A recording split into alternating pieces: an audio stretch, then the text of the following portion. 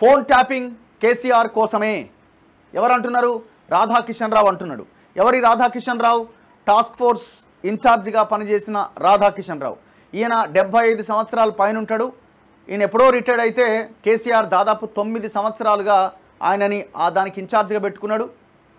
Prabhakar రావుని intelligence ఇదిగా చీఫ్గా పెట్టుకున్నాడు. ఆయన రిటైర్డ్ అయిన 75 సంవత్సరాలు పైబడ్డాడు. క్యాన్సర్తో ఉన్నా, నేను ఎప్పుడో చచ్చిపోతున్నా ఏమో తెలవని సిచ్యువేషన్లో ఉన్నా ఈ ఫోన్ ట్యాపింగ్కి పాల్పడ్డాడు. కేసీఆర్ ప్రభాకర్ రావుకి చెప్పడం, ప్రభాకర్ రావు రాధాకిషన్కి చెప్పడం, రాధాకిషన్ మొత్తం ఎగ్జిక్యూట్ చేయడం. పైసలు పంచాలి, ఇగో పలానా రాజపుష్ప దగ్గర పైసలు బాగున్నాయి, పో వెంకటరామరెడ్డి ఇస్తాడు, పైసలు తీసుకురా, ఏం ప్రభాకర్ రావు అనగానే వెంటనే రాధాకిషన్ రావుకి చెప్తాడు. లేకపోతే డైరెక్ట్ కేసీఆర్ రాధాకిషన్ రావుకి చెప్తాడు. రాధాకిషన్ పోయి పట్టుకరా, ఆడ పోలీసుల వ్యాన్లు పెట్టి పంచేయనగానే ఈయన పంచేస్తాడు. సో ఇట్లా ఈ ప్రభాకర్ రావు, రాధాకిషన్ రావు కేసీఆర్ కింద, ఇక వాళ్ళ కింద టీంలు అనమాట. వాళ్ళ కింద ప్రణీత్ రావు టీం, వాళ్ళ కింద ఇంకా అంత వెలమలే, అంత ఒకటే సామాజిక వర్గానికి చెందిన నేతలు. మొత్తం ఆ కులాన్ని భ్రష్టు పట్టించింది దుర్మార్గుడు. పాపం అందులో చాలామంది మంచి వాళ్ళు కూడా ఉంటారు. నాకు కూడా ఫోన్ చేసి, అరే మొత్తం మమ్మల్ని అందరినీ తిట్టినట్టుగా ఉన్నది, మమ్మల్ని ఏమనకంటే, నేను చాలా సందర్భాల్లో చెప్పిన ఆ వెలమలలో కూడా చాలా మంచి వాళ్ళు ఉన్నారు, ఎంతోమంది మహానుభావులు ఉన్నారు. వాళ్ళ అసలు మీరు ఏ క్యాస్టే బాబు అనగానే మేము వెలమానంగానే కింద మీద చూసే కాడికి వచ్చింది. ఈ దుర్మార్గానికి పాల్పడ్డది ఎవడు? కేసీఆర్. అందుకే నేనేమంటున్నా అంటే, కొంతమంది ఎవరన్నా ఆ ప్రోగ్రెసివ్ థాట్స్ ఉన్న వాళ్ళ ఆ కులంలో వాళ్ళు వచ్చి ఒక ప్రెస్ మీట్ పెట్టండి, కేసీఆర్కి మాకు అంటగట్టకండి దయచేసి, మాకు ఆయనకు సంబంధం లేదు, మేము ఎప్పుడో ఆయనని పక్కన పెట్టేసినామని చెప్పించండి. సరే, అదొక సబ్జెక్ట్. ఫోన్ ట్యాపింగ్ కేసీఆర్ కోసమే పోలీసులకు ఇచ్చిన వాంగ్మూలంలో రాధాకిషన్ రావు వెల్లడి. ఆయన కుటుంబ సభ్యులు, పార్టీలో సన్నిహితుల రహస్య కార్యకలాపాలను మేం చక్కబెట్టాం. కేసీఆర్ కుటుంబ సభ్యులు అండ్ కేసీఆర్ పార్టీ బీఆర్ఎస్లో కేసీఆర్కి సన్నిహితులుగా ఉన్న వాళ్ళ రహస్య కార్యకలాపాలని మేమే చక్కబెట్టినాం అని రాధాకిషన్ రావు చెప్తున్నాడు. విపక్ష నేతలు, కేసీఆర్కు ఇబ్బందిగా ఉన్నవారు, వారి సన్నిహితుల ఫోన్లపైన ప్రణీత్ రావు నిఘా పెట్టిండు. ఆ వివరాలతో వాళ్లను లొంగ తీసుకునే వాళ్ళం, ఆ వివరాలు ముందు పెట్టి వాళ్ళని సరెండర్ గమ్మనే వాళ్ళు అనమాట. చిన్న విమర్శ చేసిన పెద్ద ఆయనకు చిరాకు, ఒక్క విమర్శ కూడా రావద్దు, నేను ఎన్ని తప్పులన్నా చేయని, జనాన్ని సంపిన గొడ్డలతో నరికినా నా మీద ఎవరు విమర్శ చేయడానికి వీల్లేదు అని చిరాకట. ఎవరికి? ఈ పెద్ద ఆయనకి. అందుకే నిరసనలు, ఆందోళనలు అణచివేశాం, ఆదేశాలన్నీ సిపి ద్వారా వచ్చేట్లు చూసుకున్నాం వెల్లడించిన టాస్క్ ఫోర్స్ మాజీ డీసీపీ రాధాకిషన్ రావు. లోక్సభ ఎన్నికల తర్వాత ట్యాపింగ్ కేసు పార్ట్ 2 ఉండే అవకాశం ఉందట.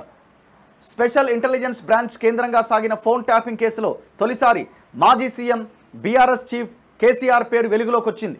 కేసీఆర్, ఆయన కుటుంబ సభ్యులు, పార్టీలో ఉన్న ఆయన సన్నిహితుల వ్యవహారాలు చక్కబెట్టేందుకే తామంతా కలిసి పనిచేశామని టాస్క్ ఫోర్స్ మాజీ డీసీపీ రాధాకిషన్ రావు పోలీసులకు ఇచ్చిన వాంగ్మూలంలో తెలిపారు. ఫోన్ ట్యాపింగ్ ద్వారా ప్రణీత్ కుమార్ అందించే వివరాలతో కేసీఆర్ రాజకీయ ప్రత్యర్థులను, వారికి ఆర్థిక సహాయం అందించే వారిని బెదిరించి లొంగ తీసుకునేవారమని, సివిల్ తగాదాల్లో సెటిల్మెంట్లు చేసేవారమని, ఎన్నికల్లో వారి నగదు తరలింపును అడ్డుకునేవారమని చెప్పారు. బీఆర్ఎస్ డబ్బు రవాణాకు సహకరించేవారమన్నారు. గత నెల 3వ తేదీ నుంచి 10వ తేదీ వరకు దర్యాప్తు అధికారులు ఇది వస్తలేదు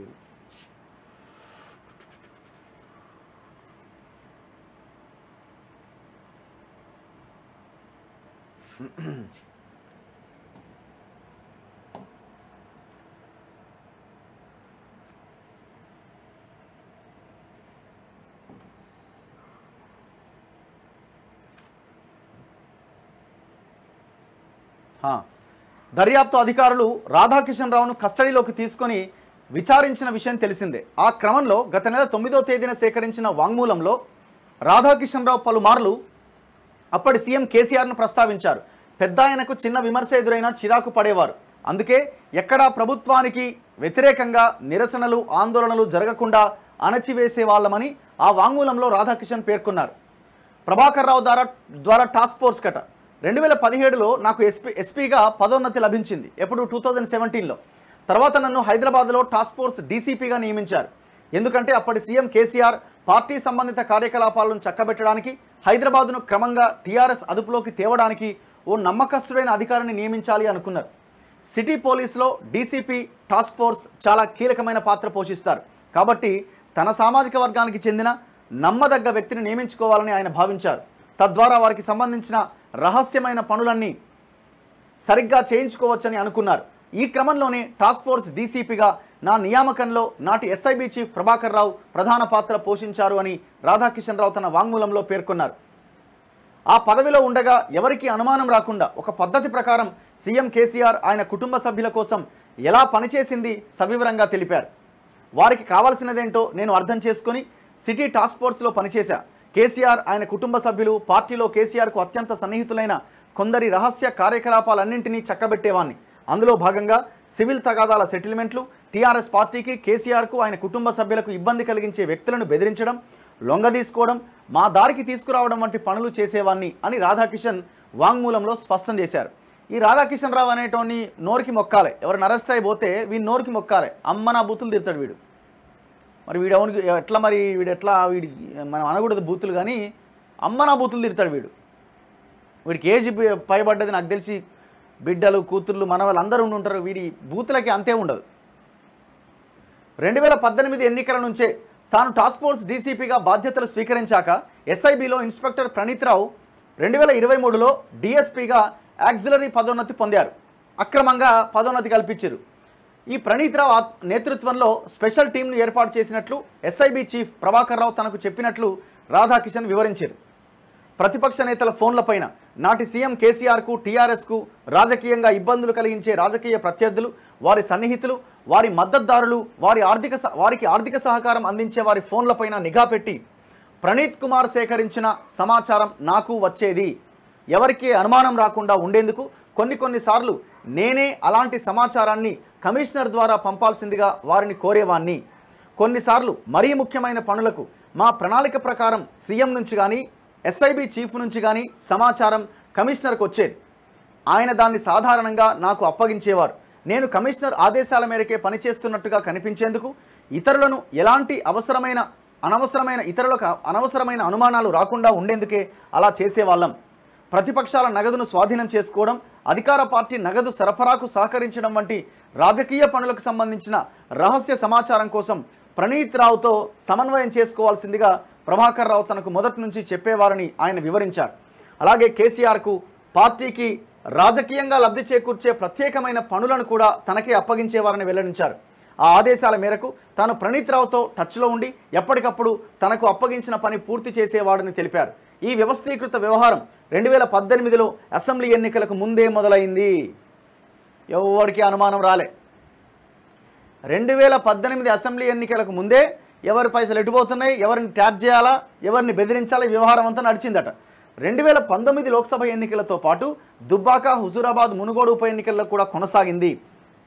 అన్నేళ్ల అనుభవంతో 2023 నాటికి తమ పనితీరు అత్యంత సమర్థవంతంగా తయారైందని వెల్లడించిందట. అంటే దొంగ పనులంతా అత్యంత సమర్థవంతంగా పగడ్బందీగా నిర్వహించారన్నమాట.